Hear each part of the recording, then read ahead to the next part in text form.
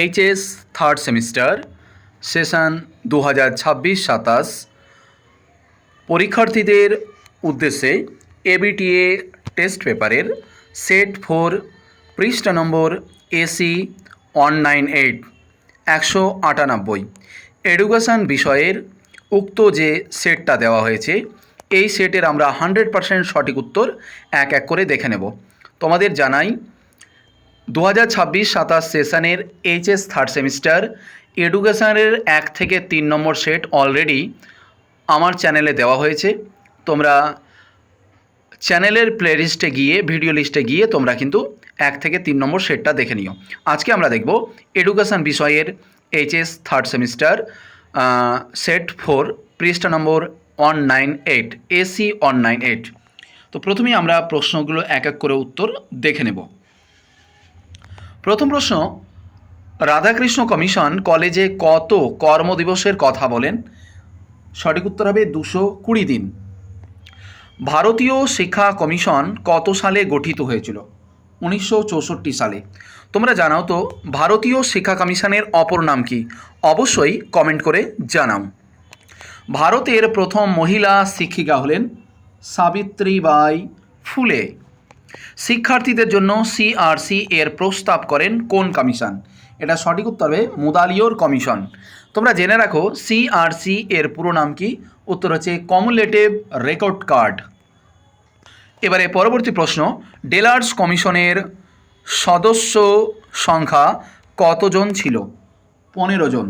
তোমরা Delors commission সম্পর্কে জেনে রাখো, ডেলার্স কমিশন দিয়ে প্রশ্ন আসে। আমি কয়েকটা তথ্য বলছি, খুব ভালোভাবে তোমরা জেনে রাখো। ডেলার্স কমিশন গঠিত হয় 1993 খ্রিস্টাব্দে। ডেলার্স কমিশন তার রিপোর্ট পেশ করে সরকারের কাছে 1996 খ্রিস্টাব্দে। ডেলার্স কমিশন কে প্রতিষ্ঠা করেন? Jacks Delors. ডেলার্স কমিশন তিনি যে 1996 খ্রিস্টাব্দে যখন রিপোর্ট পেশ করে তার রিপোর্টের নাম হয় লার্নিং দ্য ট্রেজার উইথিন। বাংলায় একে বলা হয় অন্তর্নিহিত সম্পদ। ডেলার্স কমিশন শিক্ষার কটি স্তম্ভের কথা বলেছেন? 4টি স্তম্ভের কথা বলেছেন। প্রথম, জ্ঞান অর্জনের জন্য শিক্ষা। 2, কর্মের জন্য শিক্ষা। 3, মানুষ হওয়ার জন্য শিক্ষা। 4, একত্রে বসবাসের জন্য শিক্ষা। ডেলার্স কমিশন সম্পর্কে যা যা তথ্য দিলাম এগুলো তোমাদেরকে জেনে রাখতেই হবে, কারণ ডেলার্স কমিশন সম্পর্কে শুধু এই প্রশ্নটাই পড়লে হবে না, এর বেসিকে যা প্রশ্ন আছে সমস্ত কিছু তোমাকে জানতে হবে। এবারে দেখব কবে ন্যাশনাল কারিকুলাম ফ্রেমওয়ার্ক এনসিএফ গঠন করা হয়? 2005 খ্রিস্টাব্দে। অক্টেভ ব্যান্ড নামক যন্ত্রের সাহায্যে কী পরিমাপ করা হয়? বধিরত্বা পরিমাপ করা হয়। খুব ইম্পর্টেন্ট। কত তারিখে অটিজম দিবস পালিত হয়? 2রা এপ্রিল। আলোচনা কেমন লাগছে অবশ্যই কমেন্টে জানাও। যদি ভালো লেগে থাকে অবশ্যই লাইক দিও, লাইক দিয়ে প্রেজেন্টটা করে দিও। চ্যানেলে তুমি যদি নতুন হও অবশ্যই চ্যানেলটাকে সাবস্ক্রাইব করবে। তুমি যদি এইচএস থার্ড সেমিস্টারের ছাত্রছাত্রী হয়ে থাকো অবশ্যই চ্যানেলটা সাবস্ক্রাইব করতে একদম ভুলো না। রবীন্দ্রনাথ ঠাকুর কত সালে শান্তিনিকেতন ব্রহ্মচর্যাশ্রম প্রতিষ্ঠা করেন? খুব ইম্পর্টেন্ট, 1901 সালে। শান্তিনিকেতন, শ্রীনিকেতন আর বিশ্বভারতী এই তিনটাই প্রতিষ্ঠা করে রবীন্দ্রনাথ ঠাকুর। ভারতবর্ষের সর্বপ্রথম মূক ও বধিরদের জন্য বিদ্যালয় প্রতিষ্ঠিত হয় মুম্বাইয়ে। গান্ধীজির মতে বুনিয়াদী শিক্ষার স্তর হলো 7 থেকে 14 বছর। রুশোর মতে শিক্ষা হবে শিশুকেন্দ্রিক শিক্ষা। আধুনিক শিক্ষাই হচ্ছে শিশুকেন্দ্রিক শিক্ষা। শিশুকেন্দ্রিক শিক্ষার জনক হচ্ছে রুশো। রুশোকে বলা হয় প্রকৃতিবাদীর পূজারী বা প্রকৃতিবাদী দার্শনিক। প্রশ্ন উত্তর দেওয়ার সঙ্গে সঙ্গে যে বেসিকগুলো পয়েন্ট আমি যেগুলো টানি বিস্তারিত আলোচনা এগুলো তোমাকে অবশ্যই মনে রাখতে হবে। মাধ্যমিক শিক্ষা কমিশনের সম্পাদক ছিল, এটা হবে শ্রী অনাথনাথ বসু। তোমরা কমেন্টে জানাও তো মাধ্যমিক শিক্ষা কমিশনের সভাপতি কে ছিলেন। তোমরা জেনে রাখো মাধ্যমিক শিক্ষা কমিশনের অপর নাম হচ্ছে মুদালিয়ার কমিশন।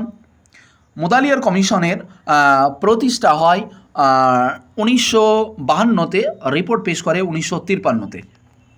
আরও জেনে রাখা ভালো মাধ্যমিক শিক্ষা কমিশন বা মুদালিয়ার শিক্ষা কমিশনে টোটাল সদস্য সংখ্যা হচ্ছে 9 জন। ভারতীয় হচ্ছে 7 জন, 2 জন হচ্ছে বিদেশি। তাহলে সেটার উত্তর হয়ে গেল অনাথনাথ বসু।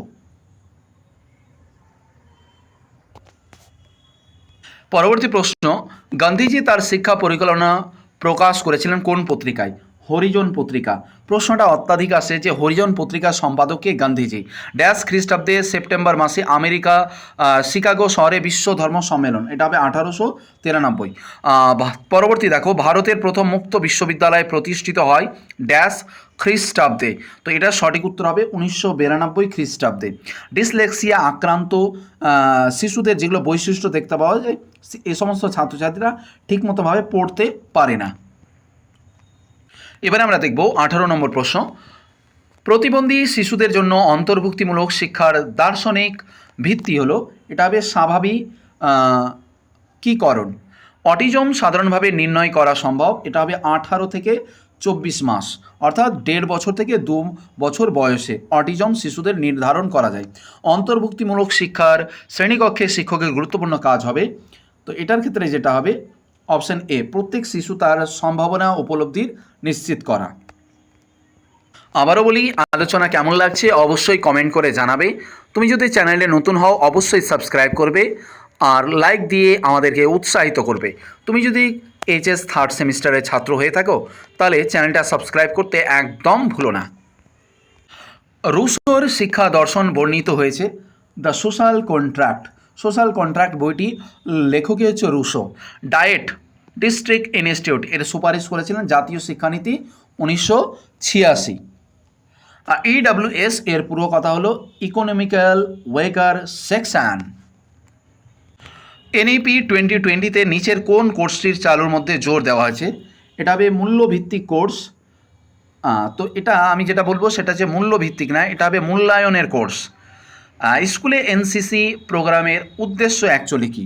তো বিনোদন, নেতৃত্বের প্রশিক্ষণ, সমাজ কল্যাণ, অক্ষতায় সবগুলোই।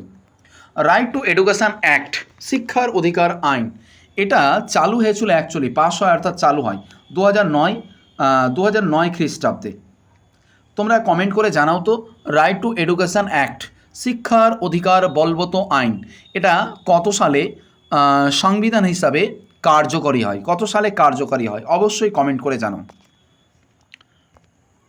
পরবর্তী প্রশ্ন আছে, ইতিবাচক মনোবিজ্ঞানের উদাহরণ হলো, তাহলে ইতিবাচক মনোবিজ্ঞান আমরা দেখব উদাহরণগুলো কী কী রয়েছে। তাহলে ইতিবাচক মনোবিজ্ঞানের ক্ষেত্রে আমরা দুর্বলতা হবে না, রাগ হবে না, বেদনা হবে, তাহলে এটার উত্তর হবে সুখ, আনন্দ, ভালোবাসা, প্রেরণা, এগুলোই।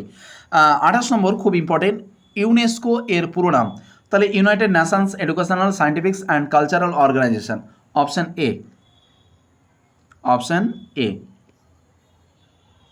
Option A. এবারে আমরা দেখব 29 নম্বর প্রশ্ন, ধনাত্মক বা ইতিবাচক মনোবিজ্ঞান মোট কটি দিক আছে? ইতিবাচক মনোবিজ্ঞানের 5টি স্তর বা দিক আছে, এই যে পারমা, PERMA, পারমা। সংবিধানের কত নম্বর ধারায় চাকরি সংক্রান্ত সমান অধিকার বলা হয়েছে? 16 নম্বর ধারায়। ইতিবাচক মনোবিজ্ঞানের জনককে? মার্টিন সেলিগম্যান। এবারে আমরা দেখব স্তম্ভ মেলানো, এখানে একটা প্রশ্ন আছে, আমি ডাইরেক্ট প্রশ্নতে আসি, অপশান টেস্ট করে উত্তরটা বেরিয়ে যাবে।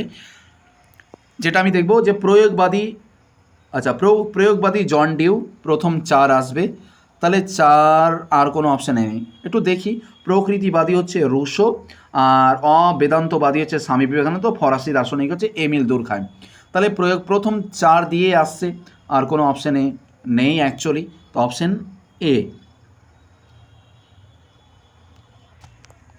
আবার একটা স্তম্ভ রয়েছে, তো এখানে আমি ডাইরেক্ট উত্তরে আসি, এটা যেটা উত্তর হবে, আচ্ছা ব্রেল পদ্ধতি, একটা আমি একটা দিয়ে মিলাতে হবে। ব্রেল পদ্ধতি 1829, লুইস ব্রেল। তাহলে সি এর সঙ্গে 2 এর সম্পর্ক, সি এর সঙ্গে 2 এর সম্পর্ক, এদিকেও সি এর সঙ্গে 2 এর সম্পর্ক আছে। আচ্ছা আমি যেটা বলবো এটার উত্তর অপশান বি হবে, অপশান বি। 34 নম্বর, ক্রমানুসারে কমিশনগুলোকে সাজাতে হবে। কোন কমিশন প্রথমে রয়েছে? তো প্রথমে Radhakrishna commission, Mudaliar commission, Kothari commission, Ashok Mitra commission. তাহলে এটা আমরা দেখব, প্রথমে এটা বিটাই ঠিক হবে।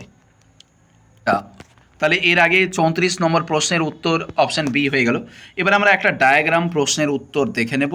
এখানে নিম্নলিখিত ছকটি পূরণ করো।